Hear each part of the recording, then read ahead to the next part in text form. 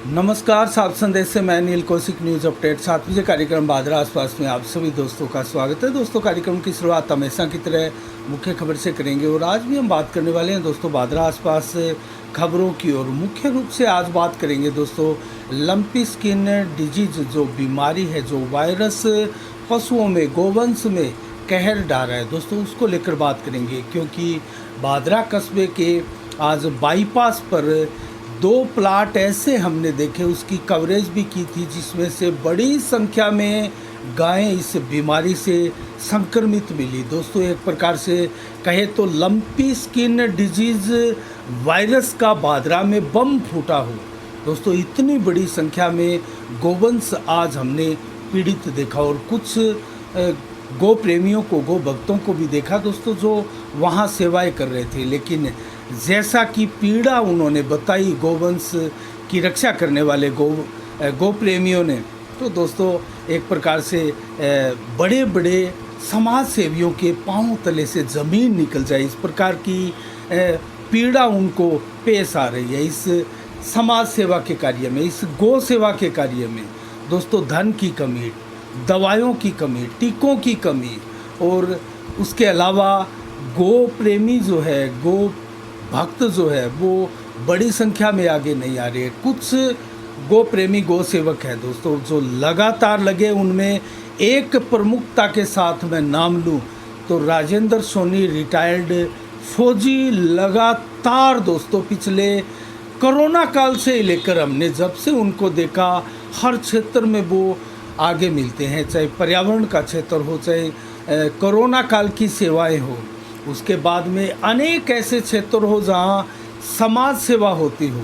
और अब ये जो लंपी स्किन डिजीज बीमारी, वायरस का जो प्रकोप पूरे राजस्थान में फैला है दोस्तों, इसके दौरान तो पूरी सेवाएं अपनी उन्होंने कुर्बान कर दी है। एक प्रकार से सेवाएं देते हुए वो अक्सर देखे जाते हैं। तो मैं बात करूंगा आज दोस्तों इन्हीं कुछ समाज सेवी गौ सेवकों की, जिनमें राजेंद्र सोनी रिटायर्ड फौजी है, एक और रिटायर्ड फौजी है सोनलाल। दोस्तों रिटायर्ड फौजियों का एक जज्बा ही अलग होता है, समाज सेवा का जुनून की हद तक, जिस प्रकार से वो सीमा पर रक्षा करते हैं, उसी जुनून के साथ जब वो रिटायर होकर अपने गांव या शहर में लौटते हैं तो वहाँ भी एक समाज सेवा और सुधार के ऐसे कार्यक्रम चला बैठते हैं दोस्तों।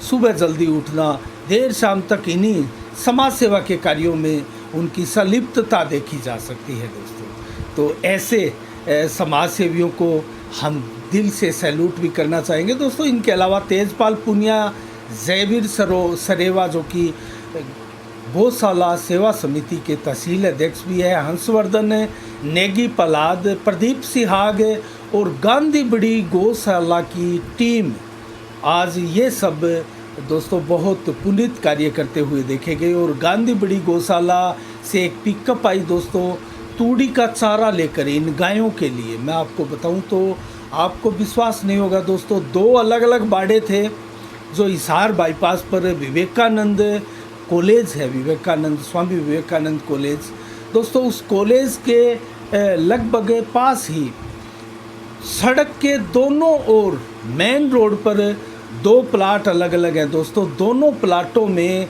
गायें थी और जिसमें से एक प्लाट में कुछ गौ सेवकों द्वारा अलग से गायों की व्यवस्था की गई। उनमें 40 से 50 गायें थी जो सारी की सारी लंपी स्किन डिजीज बीमारी से पीड़ित थी और बड़े बड़े दोस्तों गांठ नुमा उनके पूरे शरीर को बिंदे हुए एक प्रकार से हमने उन सभी गायों को देखा। उनके मुंह से लार, उनके आँख से आंसू, उनकी नाक बह रही थी दोस्तों, बुखार उनको चढ़ा हुआ था, कुछ तड़प भी रही थी। और ऐसी धूप, वहाँ की कोई बैठने का और साधन नहीं, कुछ ऐसी व्यवस्थाएं नहीं, और चारे की व्यवस्था नहीं थी, पानी की व्यवस्था नहीं थी।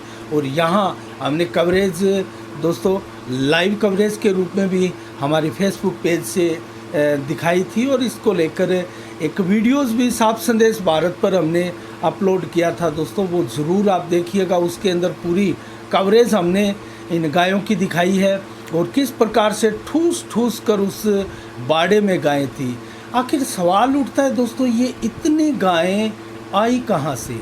इन गायों को कल दोपहर को देखा गया दोस्तों, करीब शाम के समय, करीब शाम का समय हो गया था। उस समय देखा गया था कि बालसमंद हिसार रोड से पटवा की तरफ से ये गायें कुछ लोग लेकर आ रहे थे इनको, और ये लगभग जो गायें हैं उनका लाल रंग है लगभग सभी गायों का, और 300 की संख्या में लगभग ये गायें थी दोस्तों। 300 से कुछ संख्या इनकी अधिक भी हो सकती है। 300 के करीब ये गाय थी जो कल दोपहर को उधर से आई थी। क्या ये हरियाणा सीमा से आई है, या फिर ये बादरा के किसी गांव से, या किसी गौशाला की गाय हैं? किसी गौशाला की गाय भी हो सकती है दोस्तों। इनकी सभी के कलर एक जैसे थे और इनका रंग लाल था। और गौशाला में क्या इस प्रकार से त्रासदी मची होगी लंपी स्किन डिजीज बीमारी की, कि वहाँ कंट्रोल से बाहर हुआ होगा सब कुछ और वो गायें यहाँ छोड़ गए होंगे।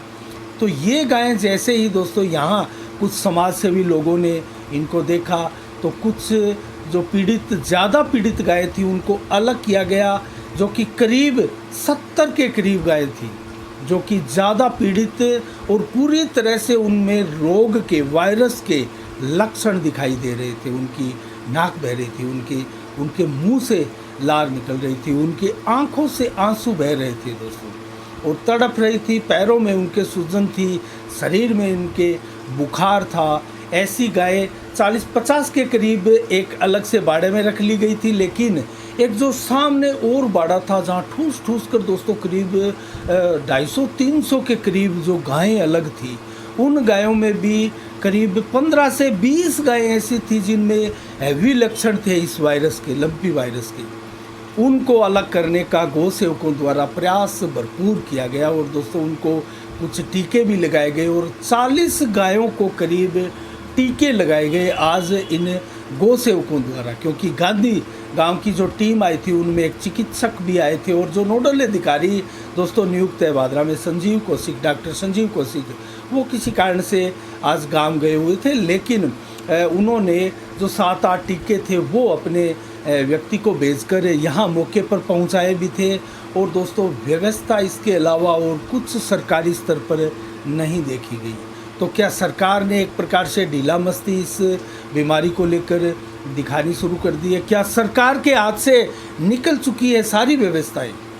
दोस्तों राजस्थान में आधिकारिक आंकड़ा माने तो बताया जा रहा है कि 22,000 से अधिक गोवंश की मौत इस लंपी स्किन बीमारी से हो चुकी है, और 33 में से 29 जिलों में राजस्थान में ये बीमारी फैल चुकी है। और जो सर्वाधिक जिले फैलने वाले इस रोग के जिले हैं वो गंगानगर और हनुमानगढ़ जिला है दोस्तों। और बादरा में ये जो एक प्रकार से लंपी स्किन डिजीज बीमारी का जो बम फूटा, आज हमने दोस्तों इसकी पूरी कवरेज की और इसको दिखाया। तो दोस्तों बहुत से गौ सेवकों का भी हमारे पास भी फ़ोन आया, और व्हाट्सएप से मैसेज भी आए, और दोस्तों उनको हमने प्रेरित भी किया, और वो लोग दोस्तों दान देने के लिए भी तैयार थे, सहायता करने के लिए भी तैयार थे। हमने कुछ गौ सेवकों का उनको एड्रेस भी बताया, जिनमें जयवीर सरेवा है और राजेंद्र सोनी रिटायर्ड फौजी है। दोस्तों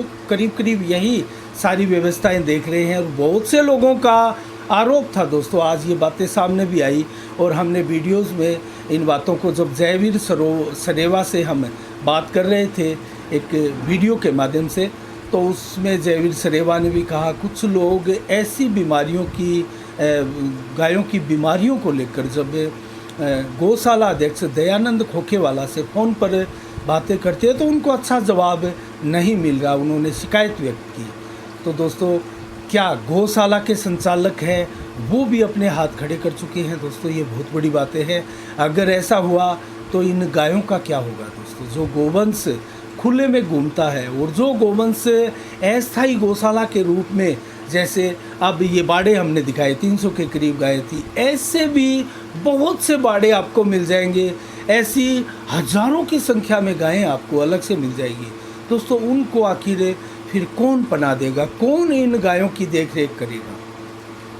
तो दोस्तों कहीं ना कहीं उनके पीछे गौ सेवा कर रहे ऐसे गौशालाओं के संचालकों की अगर व्यथा को समझे तो दोस्तों हम इनको दोष नहीं देना चाहते, लेकिन ये चाहते हैं कि ये इनके प्रकरण अपनी गौशाला में जितने 100, 200, 500, 1000 या 2000 जितने भी गोवंश है उनको सुरक्षित रखा जाए, उनकी अच्छे से देखभाल की जाए, लेकिन बाहर से जो गोवंश है उनको नहीं लिया जा रहा है। हालांकि इनकी गौशालाओं में व्यवस्था होती है और इनके द्वारा व्यवस्था आसानी से की जा सकती है। इनके पास वो सारे संसाधन, चारे से लेकर पानी के सारे संसाधन, सेवाभावी लोगों की टीम, सारे संसाधन इनके पास मौजूद है। इनको बड़ा दिल दिखाते हुए ऐसे गोवंश को अपनी गौशालाओं में पनाह देना चाहिए। दोस्तों दयानंद खोखेवाला की जहाँ तक बात है, क्षेत्र के बहुत बड़े गौ सेवक है दोस्तों, लेकिन आज जो बातें सामने आई उससे कहीं ना कहीं निकल कर ये आ रहा था कि अब इस बीमारी की भयावहता और गंभीरता इस कदर इस क्षेत्र में दोस्तों पैनिक हो चली है कि लोग भी अब हाथ खड़े करने लगे हैं।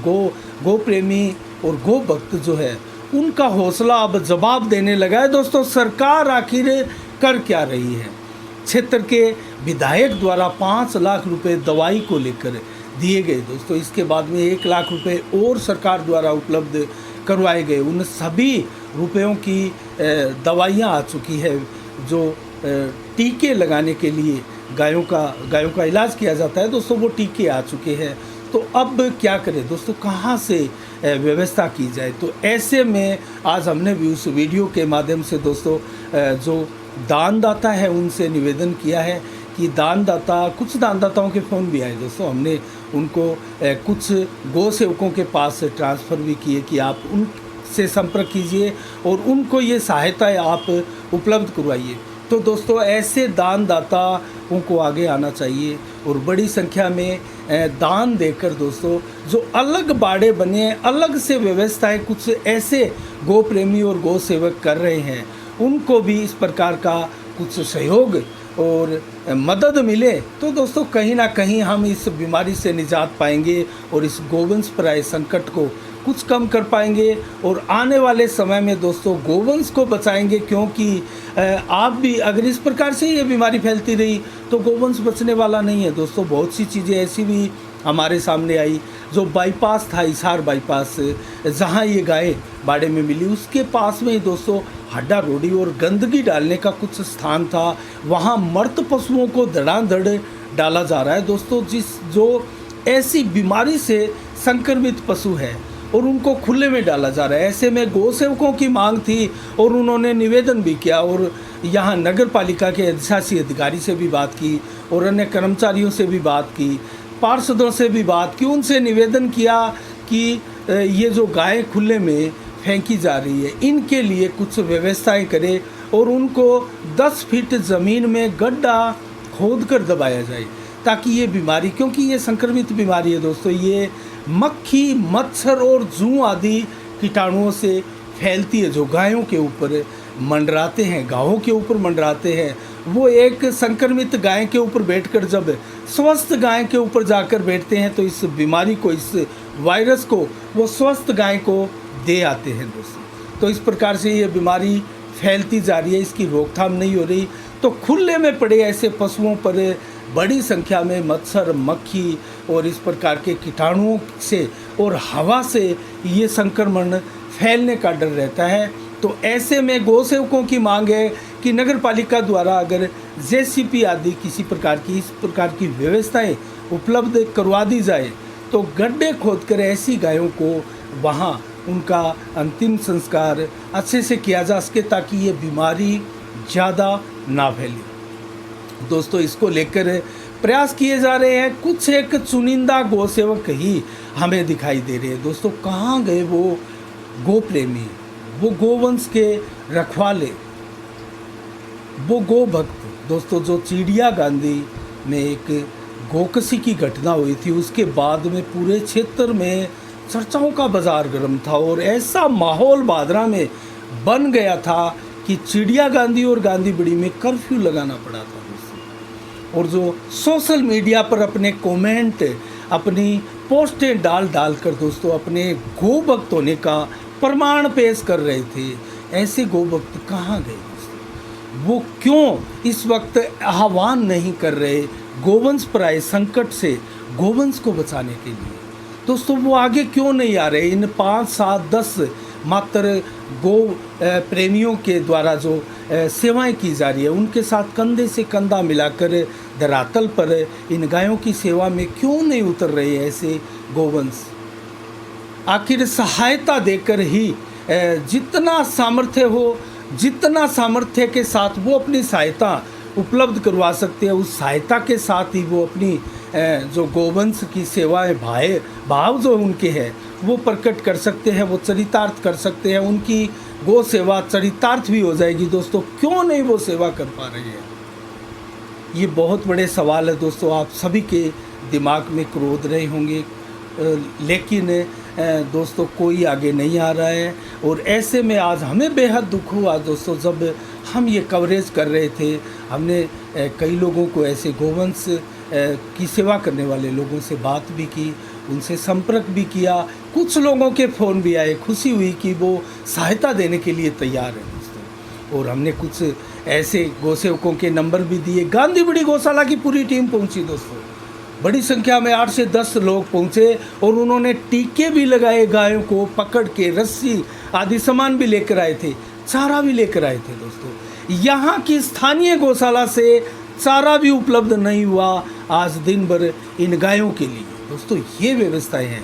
अगर दयानंद खोखेवाला, जो कि दोनों गौशालाओं के अध्यक्ष हैं, वो अगर अपनी गौशाला में इन संक्रमित गोवंश को नहीं ले पाए तो कम से कम चारा तो उपलब्ध करवा सकते हैं।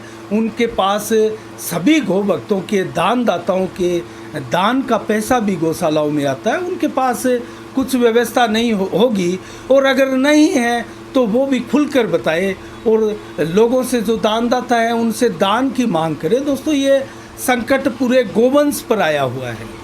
हम किसी का नाम लेकर यहाँ किसी की गौ सेवा को कम करके आंकना नहीं चाह रहे, लेकिन वो व्यवस्था जितनी अपनी व्यवस्थाएं कर पाते उतनी व्यवस्था उनको करनी चाहिए दोस्तों। पानी की व्यवस्था वहाँ नहीं है। क्या टैंकर के द्वारा वहाँ ड्रम रखकर, उनके पास बैरल रखकर पानी की व्यवस्था करके उनको पानी नहीं पिलाया जा सकता, उनको चारा नहीं डाला जा सकता दोस्तों? ये हम इसलिए कह रहे हैं क्योंकि आज जितनी भी कवरेज आपने 2 घंटा 3 घंटे की देखी होगी हमारी लाइव फेसबुक कवरेज से, या फिर साफ संदेश भारत के चैनल के माध्यम से जो वीडियोस हमने डाला उसके माध्यम से, उसमें कोई भी ऐसा गोवंश गोप्रेमी तैयार नहीं हुआ दोस्तों जो चारा ला कर दे। गांधीबड़ी गौशाला के अलावा बहुत गौशाला है। जयवीर सरेवा तहसील अध्यक्ष साथ में रहे, वो बहुत से लोगों को फ़ोन करते हुए भी देखे गए। उन्होंने अपनी पीड़ा व्यक्त की जब दयानंद खोखेवाला से उनकी बात हुई, और उन्होंने हमारे चैनल के ऊपर आकर साफ साफ ये भी कहा कि दयानंद खोखेवाला ने मुझे उल्टे डांटा कि आप अपना काम कीजिए, और ऐसे ये जो पूरी व्यवस्था है, ये व्यवस्था सरकार के अंडर में है और कम से कम सरकार इसको आगे आके संभालेगी दोस्तों। कहीं ना कहीं ये बात गले उतरने वाली नहीं है किसी ऐसे गौ भक्त के मुंह से जो इस कस्बे का, इस क्षेत्र का सबसे बड़ा गौ सेवक कहलाता है दोस्तों। हम एक बार फिर आपसे कहना चाहते हैं, किसी गोवंश पर, किसी गौ प्रेमी पर हम आक्षेप नहीं लगाना चाहते हैं, लेकिन आज किसी गौ प्रेमी द्वारा ये बात कही गई है, और उन्हीं के आदमी द्वारा, और उन्हीं की गौ सेवा समिति के तहसील अध्यक्ष द्वारा जब ये बात कही जाती है तो दोस्तों इस बात का महत्व आप समझ सकते हैं। हमारे क्षेत्र में 32 के करीब अधिक से अधिक गौशाला है दोस्तों। 32 से कहीं अधिक है, 34 के करीब गौशाला बताई जा रही है। सभी गौशालाओं के संचालक, कृपया मेरा नम्र निवेदन है साफ संदेश भारत के माध्यम से कि इन गायों के लिए चारे की व्यवस्था करें, और जो गाँव में खुले में गोवंश घूम रहा है और जिनको ये लंपी स्किन डिजीज बीमारी है दोस्तों, उनको अपनी गौशाला में अलग से ले जाकर, जहाँ आपके पास 2, 4, 5 ऐसी बीमार गायें होगी, उनके पास उनकी भी सेवा करें आप, ताकि इस प्रकार की स्थितियाँ पैदा ना हो, लोगों को बोलने का मौका ना मिले, और जो गौ जो गौ सेवा का दिखावा करते हैं दोस्तों, जो बातें करते हैं उनके पास करने के लिए कुछ नहीं, और जो धरातल पर सेवा नहीं कर सकते, ऐसे लोगों को मौका ना मिले, इसके लिए सभी गौशालाओं को दोस्तों मीटिंग करनी चाहिए पदाधिकारियों को, और एक पूरी संजीदगी के साथ दोस्तों, संवेदनशीलता के साथ इस कार्य में बढ़ चढ़कर और आगे बढ़कर भाग लेना चाहिए। आज हमने विस्तार से और देर से पूरी डिटेल में ये इसीलिए इस सब्जेक्ट पर इतनी बात की है दोस्तों। बहुत बड़ा संकट है ये गो वंश पर, और दोस्तों इसकी दवाई क्या दवाई है, कोई अगर इस प्रकार की आज जो हमने स्थितियां देखी, आप देखें और लोकल आप अपने स्तर पर उपचार करना चाहे गायों का, तो क्या किस प्रकार की दवाई है, क्या इनके पहचान है, लक्षण है दोस्तों, इसके ऊपर मैं बात करना चाहूँगा। दवाइयाँ उपचार के लिए एंटी एलर्जिक टीका दोस्तों, ऐसे में क्योंकि चिकित्सकों से भी हमने बात की है, एंटी एलर्जिक टीका इसके लिए फ़ायदेमंद रहता है। और ओटोपाक्स एक टीका है दोस्तों, वो भी कारगर होता है, लेकिन इसमें वो ज़्यादा कारगर नहीं बताया जा रहा है। चिकित्सक से आज हमारी बातें हुई थी, लेकिन एंटीबायोटिक्स टीके दवाइयाँ इसमें काम करती है, और एंटी इन्फ्लेमेटरी और एंटी हिस्टामिनिक इसमें बहुत कारगर तरीके से काम करती है दोस्तों। ये दवाइयाँ हैं, और त्वचा के ऊपर अगर घाव आदि हो तो इसके लिए 2% सोडियम हाइड्रोक्साइड दोस्तों इसमें काम आता है, और 4% सोडियम कार्बोनेट और 2% फार्मेलिन द्वारा एंटीसेप्टिक समाधान के साथ इलाज किया जा सकता है दोस्तों। गायों के शरीर पर जो घाव होते हैं उनका, जहाँ मक्खी बैठती है, मच्छर बैठते हैं, उनको एक प्रकार से वहाँ से वो वायरस, वो बीमारी लेकर दूसरे स्वस्थ पशुओं में फैलाते हैं, ये कम से कम ना फैले। और दोस्तों फिटकरी के, नीम के पानी से ऐसी गायों को नहलाएं अच्छे से, दिन में 2 या 3 बार इनको अच्छे से नहलाया जा सकता है। इनकी रोकथाम की जा सकती है। इस वायरस का दोस्तों कोई पुख्ता बीमारी की इसकी दवा नहीं बनी बताई जा रही है। इसकी ज़रूर एक वैक्सीन अभी लॉन्च हुई है 2 दिन पहले, तो वैक्सीन आने में जब तक समय लगे दोस्तों, आप इस प्रकार का इलाज कर सकते हो। और होम्योपैथिक औषधि भी मैं आपको बताऊं, जैसा जानकार लोगों ने, विशेषज्ञों ने बताया है, मेरी गोल्ड प्लस LSD 25 किट आती है दोस्तों, उसमें होम्यो नेक्स्ट भी आती है दोस्तों, ड्रॉप नंबर 25 है, ये पिलाने की दवा बताई जा रही है, जिसकी डोज है 20 से 25 बूंद, और ये दिन में करीब 4 बार उस गोवंश को पिलाई जाती है, तब जाके वो बीमारी के लक्षण है वो ठीक होते हैं। और एक आती है मेरी गोल्ड प्लस लिक्विड है दोस्तों, ये एंटीसेप्टिक स्प्रे है, जिसको घाव के ऊपर आप गोवंश के, मवेशी के घाव के ऊपर इसका स्प्रे कर सकते हैं, और दिन में 2 बार ये स्प्रे करना होता है। तो इस प्रकार से इन गायों को आप निजात दिला सकते हैं इस बीमारी से। तो दोस्तों जो विभाग है, एक प्रकार से खाद्य और कृषि संगठन, जिसको FAO के नाम से भी जाना जाता है, उनका कहना है कि अभी इस वायरस से मात्र 10% पशु मौत का ग्रास बन रहे हैं, मात्र 10%। लेकिन ये आधिकारिक आंकड़ा कहीं ना कहीं धरातल पर आकर दोस्तों फ्लॉप सिद्ध हो जाता है। और मैं आपको बताऊं तो 22,000 से अधिक गायें मौत का ग्रास बनने की राजस्थान का जो आधिकारिक आंकड़ा है, कहीं ना कहीं ये आंकड़ा बहुत पीछे छूटा होगा दोस्तों, क्योंकि धरातल पर इन गायों की जो तेज़ी के साथ मर रही है और जो संक्रमित है, इनके आंकड़े ही नहीं है, ये कहीं सरकार की गिनती में, काउंटिंग में है ही नहीं दोस्तों। तो कैसे ये आधिकारिक आंकड़ा दोस्तों सही हो जाएगा? लेकिन स्थिति पैनिक ना हो, इसको लेकर जो है कुछ सावधानियां भी रखनी ज़रूरी है। लेकिन दोस्तों ये बीमारी महामारी बनकर एक प्रकार से इतनी अधिक ना फैल जाए कि गोवंश का विनाश हो जाए दोस्तों, इसलिए इसके ऊपर तत्परता से कार्रवाई भी ज़रूरी है। और इसको लेकर जो हनुमानगढ़ और गंगानगर ज़िले में तेज़ी के साथ फैल रही है, इसके ऊपर कंट्रोल बहुत ज़रूरी है दोस्तों। और तेज़ बुखार आना, पशुओं में सूजन आना, और इसके अलावा आँख, नाक, कान आदि बहना पशुओं का, ये भी इसमें है। और पाँव की सूजन, वज़न घटना, दूध में कमी आना, और तड़प कर गाय दम तोड़ देती है, ये इनके लक्षण है दोस्तों ऐसी गायें आप देखें, सबसे बड़ा लक्षण तो बड़ी बड़ी गांठें शरीर के ऊपर होने लगती है। और कम लक्षण वाली भी गायें दोस्तों, आज हमने जो गायें देखी 300 के करीब गायें थी, उनमें 70 से कहीं अधिक तो हैवी लक्षण वाली गायें थी, लेकिन 30, 40, 50 से कहीं अधिक ऐसी भी गायें थी इन्हीं में जो कम लक्षण वाली थी। उनके शरीर के ऊपर गांठें तो थी लेकिन कम मात्रा में थी, तो वो भी आप संक्रमित ही माने उन गायों को। वो संक्रमित ही थी, वो 3-4 दिनों में और ज़्यादा पीड़ित हो सकती है अगर उनका उपचार नहीं हुआ, उनकी रोकथाम नहीं की गई। इसके अलावा दोस्तों अन्य खबरों की ओर रुख करें तो 26 अगस्त को छात्र संघ के चुनाव की तैयारियां ज़ोर शोर से चल रही है और छात्र संगठन लगे हैं मैदान में तैयारियां करने।